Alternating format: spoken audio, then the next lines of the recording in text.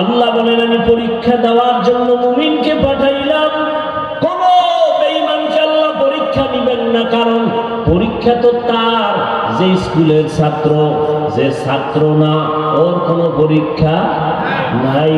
যে ছাত্র তার জন্য পরীক্ষা, তার জন্য ভর্তি ফরম, তার জন্য বিভিন্ন শর্ত আছে না নাই?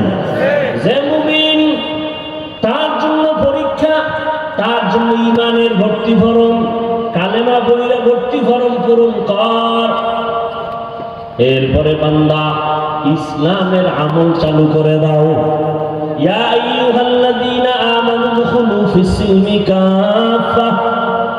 অনেক উলামায়ে কেরাম বলছেন মুমিন হওয়া বড় সহজ, মুসলমান হওয়া বড় কঠিন।